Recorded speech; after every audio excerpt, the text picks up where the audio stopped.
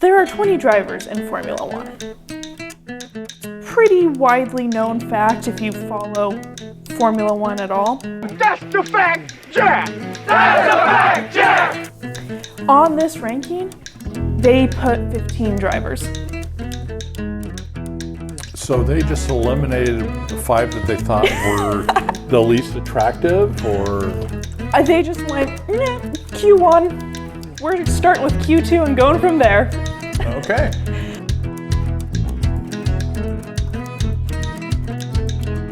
Well, welcome back to another episode of This and That, a coffee chat with the Harras.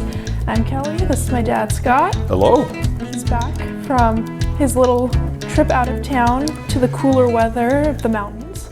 You know, and I had a thought that I should have had you go ahead and shoot your own video like I did when you were not available. And then I could have edited that when I got back. It would have been out just only one day later. Okay, future planning, if that happens before, you can at least shoot it and then... That is true. And we'll have it in place. So, but people tell us half the fun is the... Us. Together. Reacting to each other. So, yes. All right. Well, do you want to, since we're on the topic, do you want to tell us a little bit about the golf courses that you played and maybe the highlights of each? Or So we played 3 different golf courses, which I will not remember the names of them, having played them just once before. What I really like about Pinetop and the Sholo area is it's just like Central Oregon. Okay. So although further south, but the higher elevation makes it look and feel just like Central Oregon, right. The Bend, Redmond area. Yeah. So it felt like a little piece of home up there. Of course, it was cooler up there, so we were talking upper 70s, low 80s each day. That's almost cold. That's almost cold, yes. And so nice to get away from the heat. The first and third golf course we played had extremely slick and undulated greens, which that was the defense of those golf courses. Okay. The middle golf course we played was a little executive golf course, so it was par 63 rather than 72. Okay. Lots of fun. That was probably my favorite course of the 3, although the third one was really favorite. And since I'm not naming the golf courses, I'll put them in the description. Yeah. But since maybe it's the first time, some of your photos. Yes, since it was the first time I'd played any of them, I didn't memorize the names of them. The second golf course had the greens aerated recently, so they were a little slower, a little bit bumpy, but not terrible by any means. But again, it was a very fun course with lots of par 3s and whatnot. But it was just nice to get away from the heat, and again, to get that little memory of Central Oregon. And the drive through the Salt River Canyon is always spectacular. And so really enjoyed that as well. Yeah. Okay. Would you go play these courses again? Oh, yeah. Yeah. That's good. Yeah. Again, I really enjoyed the area, and the golf courses are in great shape and a lot of fun to play. That always helps. So, yeah. Okay. And we're kind of in the shoulder season for up there, so right. A lot of the people that spend the summer up there were already heading back to wherever they normally reside, and so it wasn't terribly busy or crowded. Okay. Although we did try to, the first night there, go to a steakhouse for dinner, and no. The whole town had showed up? Yes, pretty much. Pretty much. Okay. Yeah. Well, sounds like a good trip. It was a good trip. Always good to get back home, though. True. Yeah. Well, we have 2 weeks of economic data to talk about.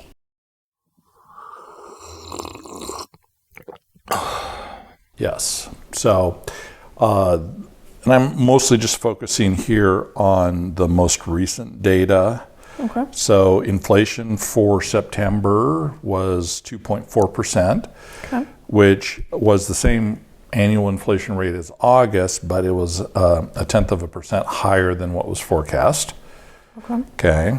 The big drivers in the core, the core inflation, which excludes food and energy, was up 3.3%. So it's still remaining higher. Yes. And the initial initial unemployment also went up higher at an adjusted 258,000 new initial jobless claims. It was the highest since August of 2023, so in more than a year. Now, so while consumer prices were up, wholesale prices were flat for September. Okay. So is that good news or bad news? Well, that's good news because the wholesale prices are more of a leading economic indicator, so it would presume that following on that you're going to see the CPI remain flatter. So inflation at the producer price index was up 1.8% from a year ago. So that is good news. What was interesting is shelter costs are still driving the CPI up 4.9% year over year, and food prices were up another 0.4%, which those two alone contributed to 75% of what was in that number. But when we're talking about basic needs of human beings, these are not the discretionary items that are up. This is housing, this is food, this is what basic. What you need to live. Yes. Yeah. Energy prices fell 1.9% that month, but food costs rose 2.3% over the year before. So approaching still that target of the Fed. So the big debate now is, inflation was higher than expected in September. So you're seeing two arguments coming forward on what the Fed's going to do next. Most feel that they're going to they're going to remain unchanged in October, in part because the election's coming up, also in part because, there's a debate within the members. Is it the jobs report that we should be concerned about? Is it inflation that we should be concerned about? And so with the 50 basis point change that they made last month, they're going to just probably hold for at least a month and get another month's worth of data, see where the jobs are going and see where inflation's at. Okay. So those are two of the items. And then credit card debt hit a fresh new high. Which it seems like we've been hitting just about every month. Yeah, there was a little pause there. And so, again, those are developing concerns for the economy because that is unsustainable. Right. And it demonstrates that people are having to pay for things using their credit cards rather than cash just to get by. So it'll be interesting to watch. Now, some economists feel that with the holidays coming on, that they might continue to add to that credit card debt, but then right after the new year, you'll probably see a fairly significant decline. So big sales in the new year is what I'm hearing. Yes. So hold off on your Don't purchases. do Christmas in December. Do Christmas in January. Yes. So also non-revolving debt, so non-credit card debt, like things for automobiles and student loans, rose by 3.3% also during that period. So that is about all I have on the economy. I was going to say, it's not like car prices have really come down. Yeah, they've more flattened than anything. Yeah. Some retreat in the used auto market, but nothing to make up for the huge increases that we saw during the part shortage. Yeah. Okay. So sort of a mixed bag of news on that. Yeah, and it's kind of what we've been seeing for like the last 4 or 5 months is that yin and yang of inflation versus jobs and job softening, inflation slowing somewhat, but still not down to the area that the Fed is comfortable and is a bit afraid of it reigniting. Yeah. Well, on the real estate side of things, I thought that we could answer the question, why do we ask sellers to leave their homes for showings?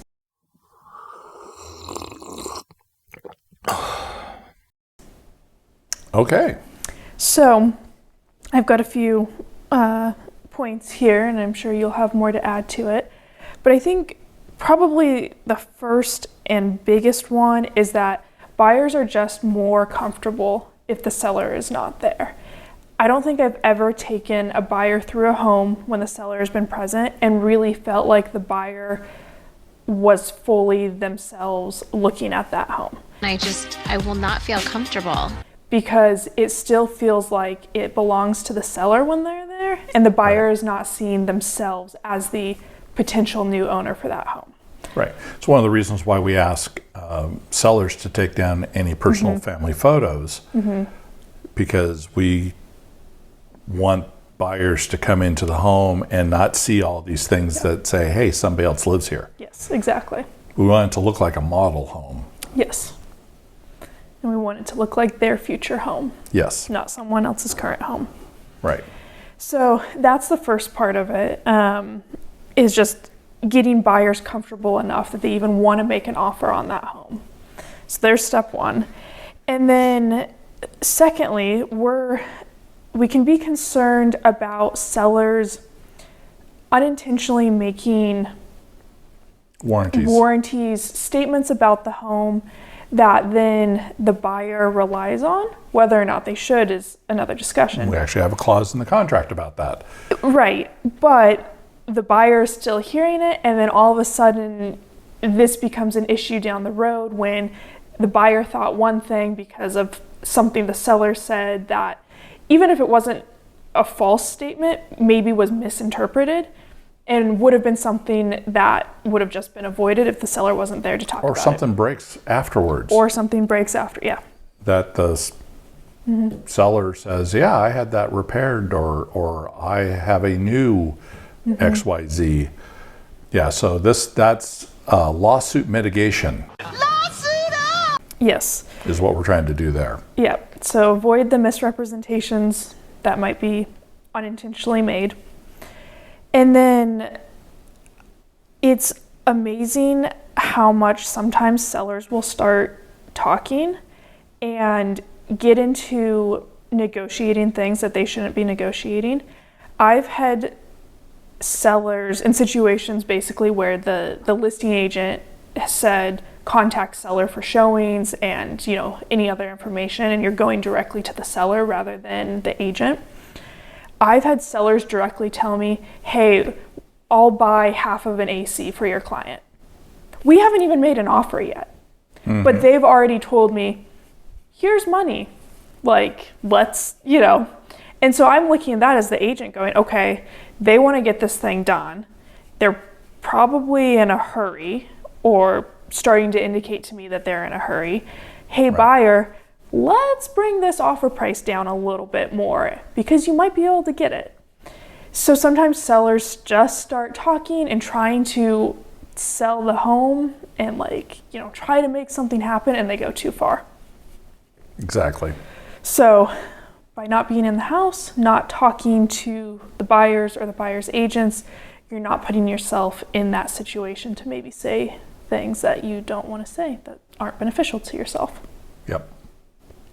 I remember when I was first starting to look down here, and you showed me a place through FaceTime, and the owners were there, and I just thought it was weird. Yeah. It was awkward for sure. Nice property. Nice people. But it kind of weirded me out. Yeah. And so... And you weren't even physically there. I wasn't physically there. It was FaceTime. Yes. And it was still awkward. Yes. Yeah. So, a little food for thought. Yeah. So, obviously we know that there are some situations where sellers can't leave. But if you're able to leave, we always strongly encourage that you do so. If you're concerned about what might be going on in the house, ask your agent if they can be there for the showings when you're not there. Yeah. And that can be a solution sometimes as well. Exactly. So. Exactly. Well, good information. Yeah. Do you have any other thoughts on that? No, those were the big ones. I mean, as you talked about on the first item, we really want potential buyers to see themselves in the home, and it's really hard to do that if the incumbent owner is still there. Yeah. Yeah. Yep. It's also hard to talk about future plans when... Yes. When you're the buyer and you're like, oh, I would repaint this wall, but the seller's sitting right there, you're not going to say that probably. Right. Right. Want to facilitate good communication between, especially if it's a couple looking to buy, the family members, that type of thing. Yeah. Yep. Okay. All right. All right. Should we move on to sports?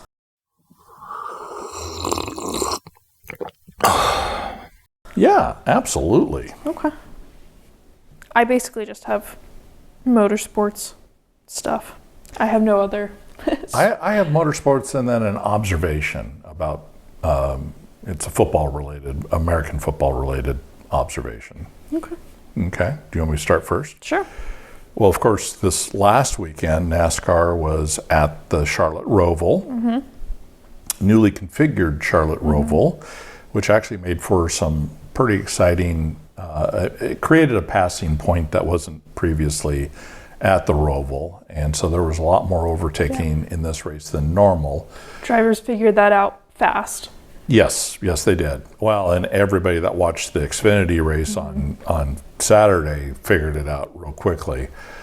There was a couple of different ways to make passes in that turn, and they used them all. Of course, this was a cutoff race for the playoffs. Yes. And, of course, that wasn't without controversy. So it appeared at the end of the race that Joey Logano had been failed to make the cut, and by just a handful of points. And this is an even numbered year, and Joey Logano typically does quite well in the playoffs in even numbered years.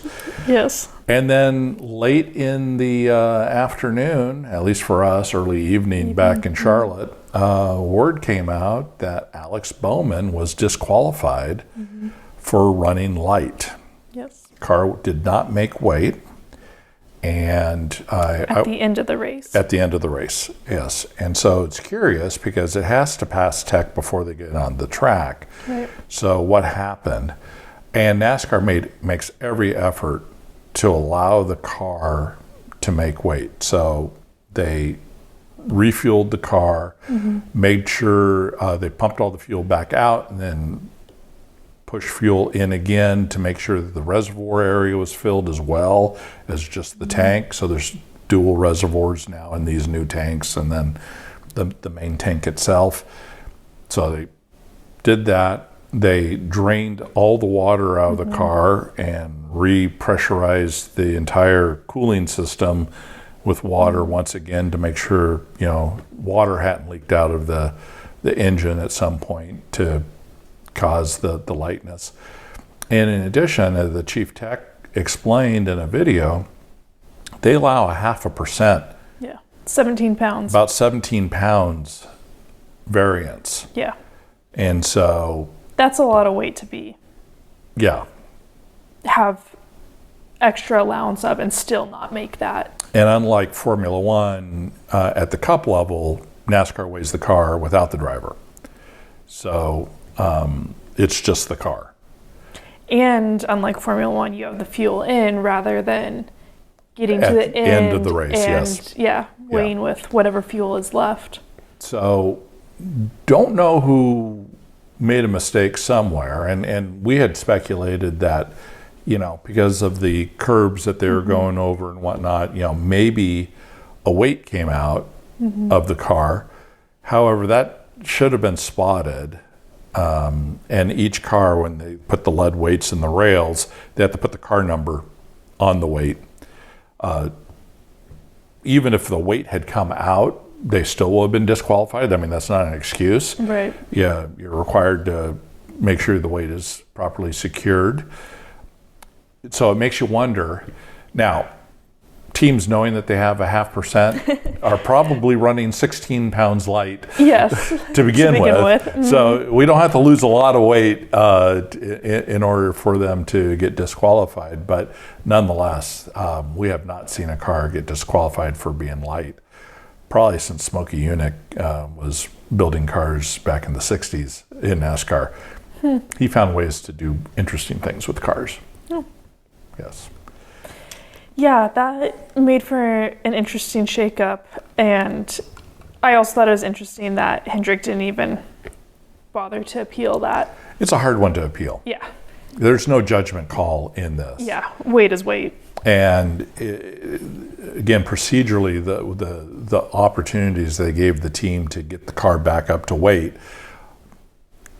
Yeah. you can't argue there was a procedural problem Right. with it as well. So it's a hard one to protest. But what's really disappointing is for Alex Bowman was he was the most consistent driver in that phase of the playoffs. Yeah. I think it was a 2nd and 2/3 that he had in those 3 races, something like that. I mean, it was like 3 top 5 finishes. And so he was, well, maybe cheating, but no, I'm not saying that. But he was performing really well, and it's really Yeah. a tough thing to do. Joey Logano's probably sending him a Christmas card Yeah. and a gift basket. But Yeah, his whole playoff run so far had been good. Even in that first round, he had been doing well and yes, getting a lot of points to kind of climb out of the bottom of making it into the playoffs with just the one win at Chicago. And so it had been a good few races for him. yes. And he's coming back from fractured back or severe back injury. I think it was a fracture. And it's taken a very long time for him to get back to where he was before. And in talking to Hendrick, the team owner, he acknowledged that they knew this was going to be a long path. And so in a lot of other sports, they probably wouldn't have even put him into the lineup. But Right. in motorsports, you get back in the car as soon as you are physically able to. Yeah. And so I'm looking forward to next year to see what he can do. Although he's in the final year of his contract with Hendrick Motorsports, I don't know why they'd want to get rid of him. Yeah. Or who they would replace him with. True. Yeah, most of the musical chairs act has taken place. Especially with a lot of the big name Yep, drivers. Yeah. I feel like someone in a sort of similar situation was Cindric, as far as having 2 really good races in a row here and then having something happen and not getting the win that he needed to progress. Yeah. Running up front at Talladega, got into the big one there. Running up front at the Roval, just wasn't quite fast enough to keep up with Larson. Right. And ended up getting dropped. Yeah. Well, and Tyler Reddick had to drive his tail off just to get into what was the last playoff spot before the disqualification. Right. And he was the regular season points winner.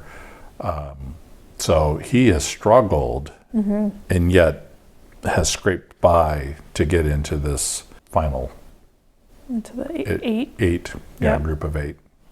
Yeah. So we go to Vegas next week, is that right? Yeah, Vegas, then Miami, or Vegas, Martinsville, Miami. Yeah, what are the other of those? Those 3 are the next 3 before next the 3. cutoff before Phoenix. Yep. And for the Phoenix race, we're thinking about, we'll be there.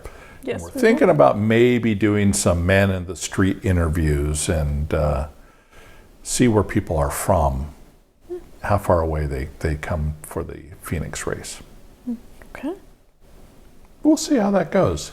We might decide it's a pain in the rear and won't do it. Yeah. Yeah. Any other motorsports? So I was also going to, because we didn't get to talk about it last week, briefly mention Talladega. You said that you saw a little bit of the race. I saw I think the final stage. The final pretty much. stage. Yeah. Okay.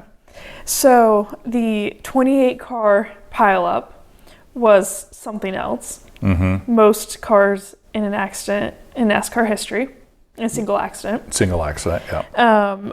But what I thought about in that was that none of them flipped. It's true. And so we'd been having that conversation previously about on the super speedways and the cars flipping, and the fact that we had 28 in an incident and none of them flipped. That's a good point. I will tell you that until you go to a Talladega or a Daytona, you very quickly lose the sense of speed because they're traveling at close to 200 miles an hour. But after a while, it just looks like everybody's doing 60 miles an hour until they wreck. Yeah. And when a wreck starts a quarter mile to your left and finishes a quarter mile to half mile to your right, you understand how fast they're going, where the brakes are locked up, they're spinning sideways, they're doing all these things, and they're wrecking for that long of a piece of the track because that's how fast they're going. Yeah. Well, and that was going to be another point is I feel like I saw a lot of comments like on social media that they're like, oh, Talladega was so boring this year. You know, they're just driving in lines.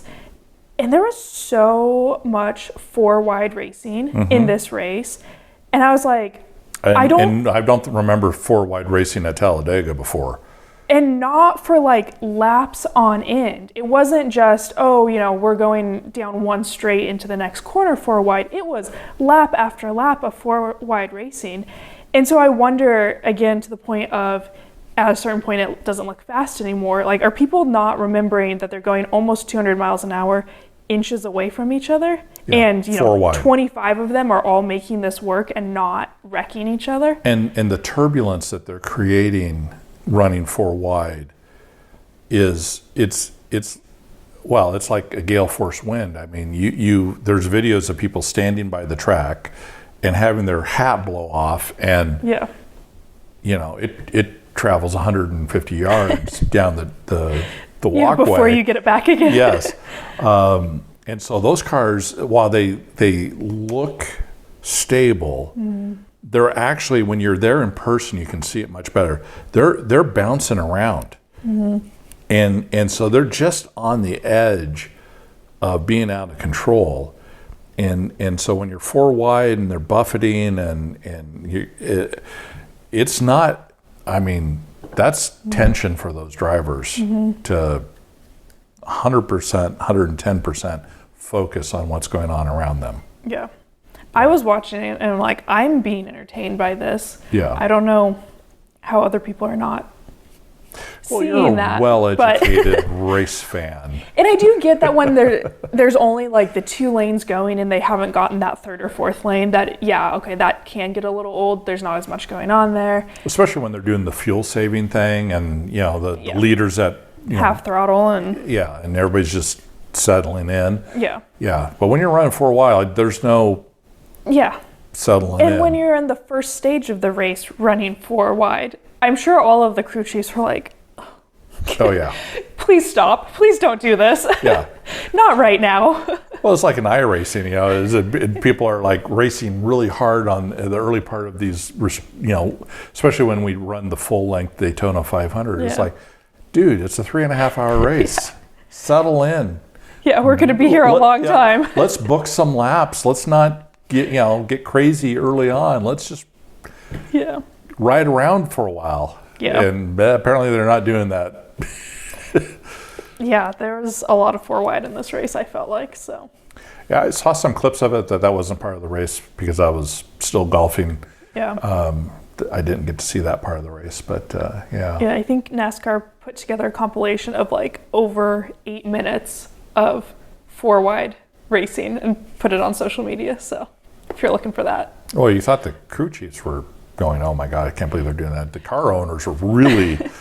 Or the spotters that had to talk nonstop for hours. Yeah. Yeah, top of four. Yeah. Yeah. I don't even know how you do it. I mean, You can do, bottom of 3, middle of 3, top of 3, but how do you do the, when it's 4, second from the bottom of 4? That's too long. That's too many words. 2 below, 1 above? Yeah, maybe.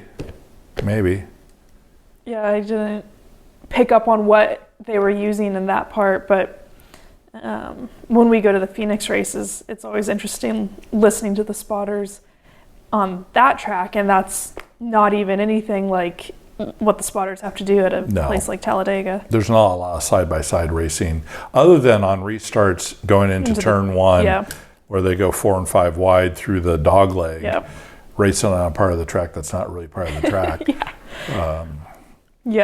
Then it's bottom of 5, bottom of 6, and you're like, I don't know how that's all going to fit into that next corner. corner. And then they all funnel down to 2 wide.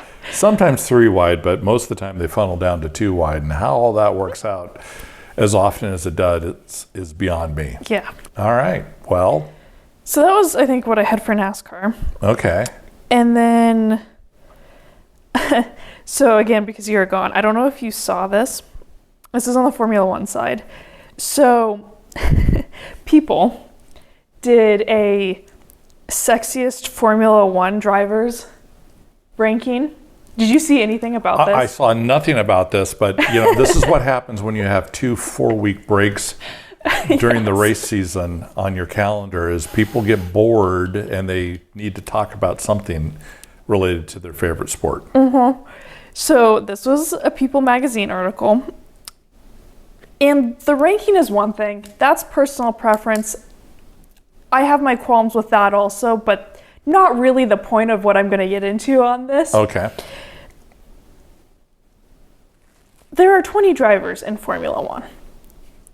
It's a pretty widely known fact if you follow Formula One at all. That's the fact, Jack! That's the fact, Jack! On this ranking, they put 15 drivers.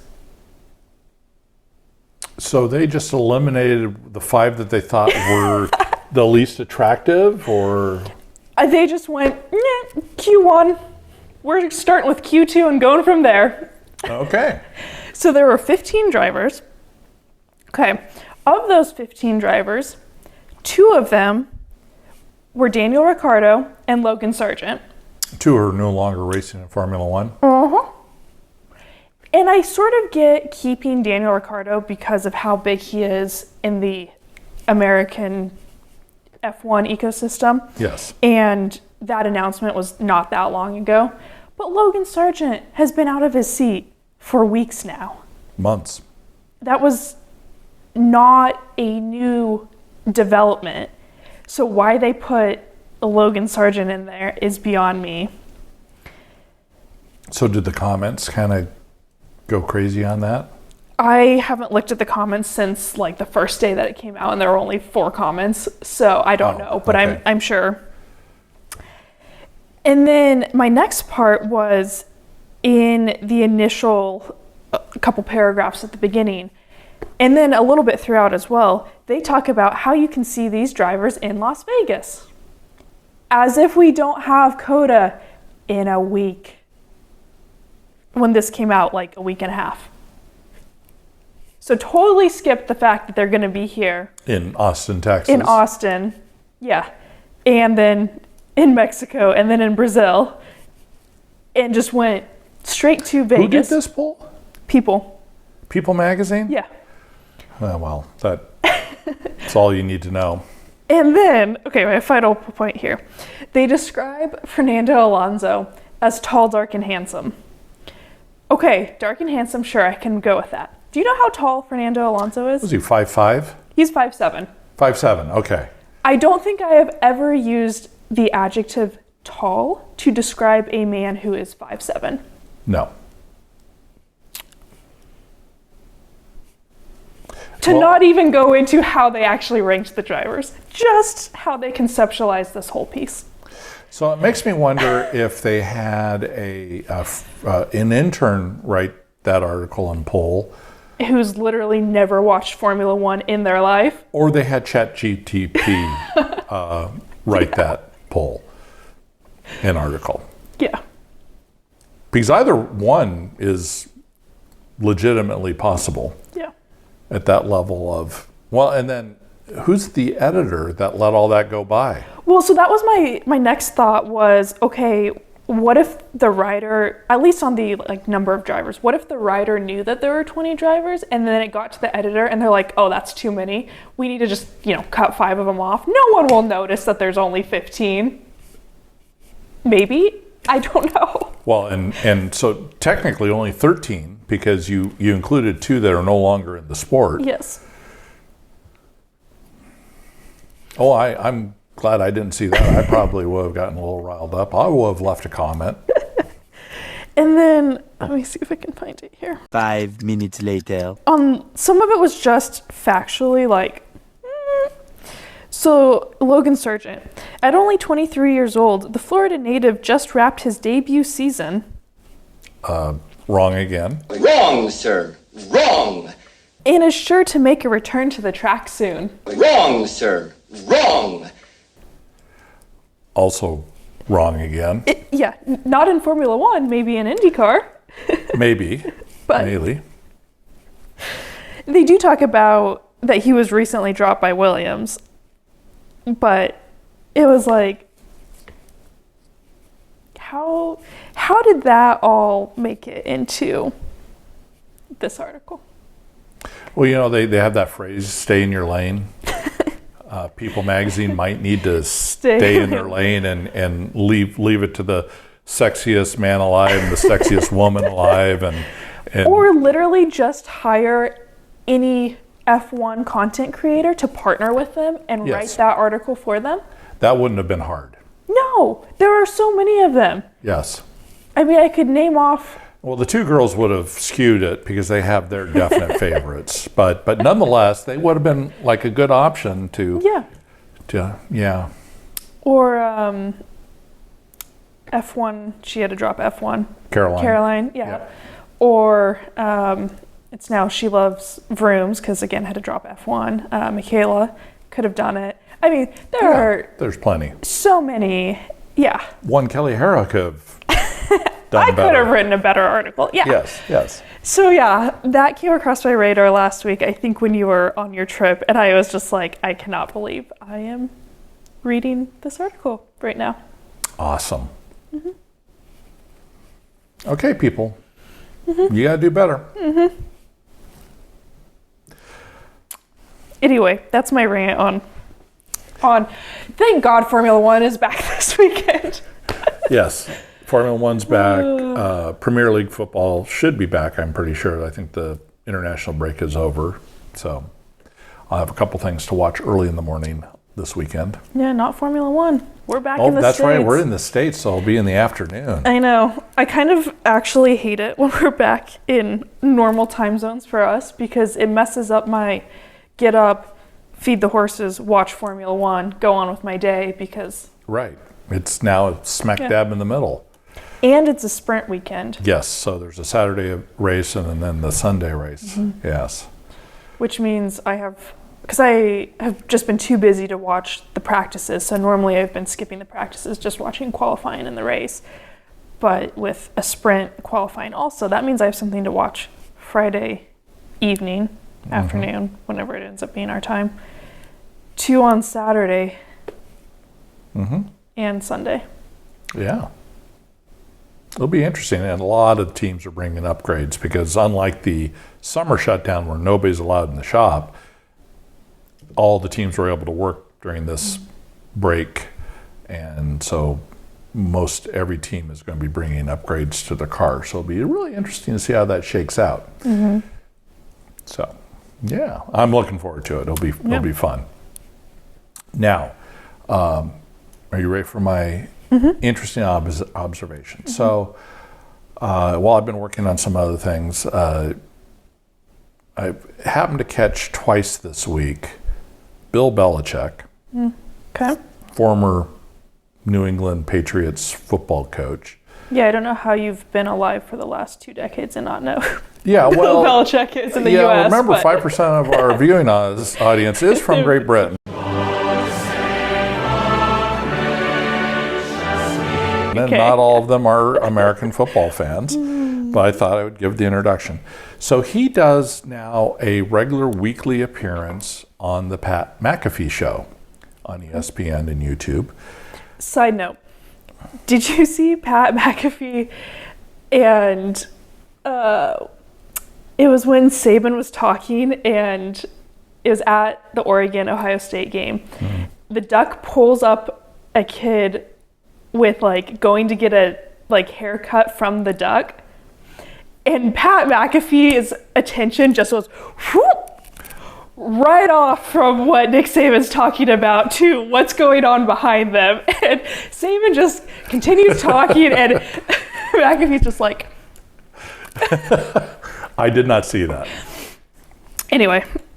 So, never was a big Bill Belichick fan because of his press conferences. He usually gave monosyllabic responses to reporters' questions. I look like a doctor, an orthopedic surgeon.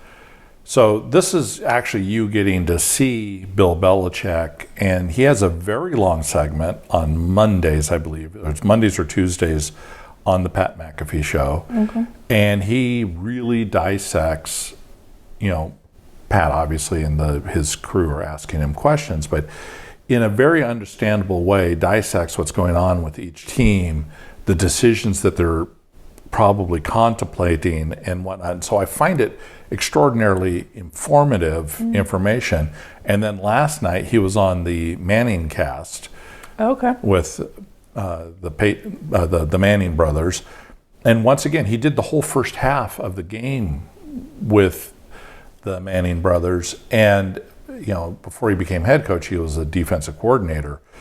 And the tackling for both teams was just awful in the first half. And you could see Bill get more and more worked up and like another missed tackle, and he'd just roll his eyes and shake his head. It's like, what are these people doing?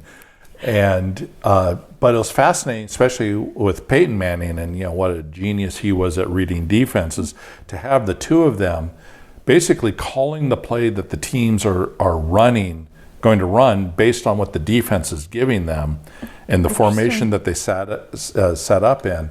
So it gave me a greater appreciation for Bill Belichick and the great football mind he has, and the way he's able to, it's a talent that's not easy to do, convey the information quickly and clearly and simply that the viewer can understand it. And so I've come to a greater appreciation of Bill Belichick and his contributions to the game post-coaching. Now that he's not keeping all of his cards close to his body? Yep. So anyway, so it's now for me, if I don't know if he's a regular on the Manning cast, but if he is, you'll be watching. I'll be watching that during the broadcast, and it was great fun.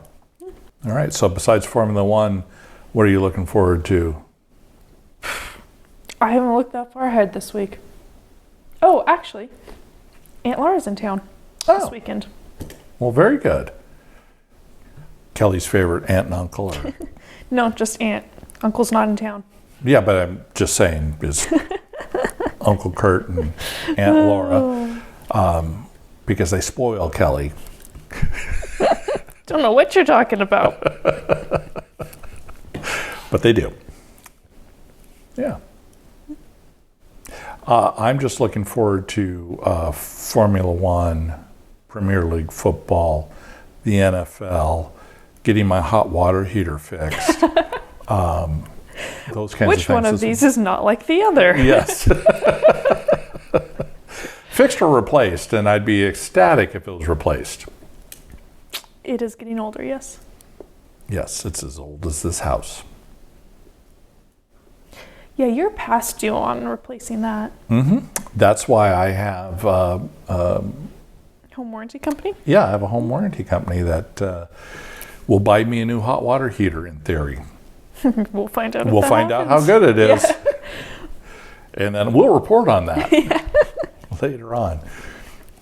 And so that's and our golf course has reopened.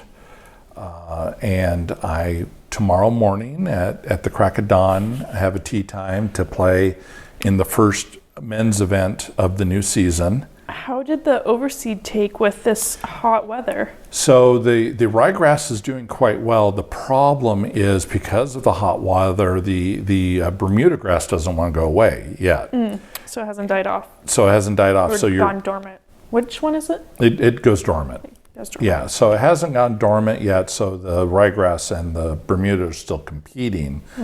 But because I asked yesterday about that in particular and was told that the ryegrass is coming in nicely. They don't see any patching and whatnot, but they really need some cooler nights, which we're starting to get. It's supposed to get down to 60 tonight, as an example. It's supposed to get down to 50 in a few days. This weekend, yes. And so once you get the cooler overnight temperatures, then that Bermuda grass will go dormant very quickly. So once that happens, then the ryegrass can really take off. Okay. Of course, the first couple of rounds, the greens are super slow because they can't cut them terribly short, particularly in this heat. Right. And so, I will bring a driver to the green. No, I'm just kidding. But the first event of the year is a lot of fun because it's a shamble, which means everybody tees off and then you choose the best spot and then everybody plays their own ball in from there. Okay. But we also tee off from the most forward tees, which are the gecko tees. So someone like you is going to hit that real far compared to where you're. There are a number of greens that I will be able to drive if I'm hitting it straight. and so my team can then benefit from being on the green in one on a par 4 and then putt from there. So it's just a fun get back into golf after the overseed break. So Okay. yeah. Nice. Yeah. Sounds like a good time. Yeah. Is this where we say like and subscribe if you've I liked think so. Yeah, and you can listen to us on these various platforms if you want to listen to the podcast version of this. We haven't had as many charts here recently to have to No, I have a couple for today's, put up. but I mean just a couple. So So you're not missing as much no, here no, listening. we're not as economic heavy right now as we have been. Yeah. So we might have to do a proper market update as we're heading into the end of the year. We'll do our end of year video in early January as to how I did on my forecasts at the beginning of the year. And then at that same time we'll do the 2025 forecast as well. So I think in some areas we're pretty darn close. In some other areas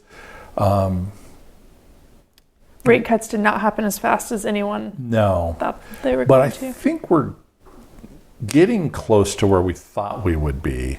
I think you were a little more pessimistic as far as how much rates would drop compared to a lot of people at the beginning of the year. That's true. Because people were saying, oh, we're going to be in upper 4s or low 5s by the end of the year. And you're like, maybe 6. Yeah, maybe 6, yeah. So yeah, that, and with a couple rate cuts at the very end, I'm not going to do this video early. I'm going to wait till the data is in before we do that report to see, because my economic reputation's on the line for what it's worth. for what it's worth, yeah. Not that I do a lot of economic work anymore. That was a past life. Yeah, past life. Yeah. So. All right. Well, I guess with that, we should be back to a normal schedule. Yeah, we're next a week, little bit late this week, but not too terribly late. But we'll be back on absolute schedule next week. Yep. All right. So until then, have a good week. Yep. What she said. Bye. Bye.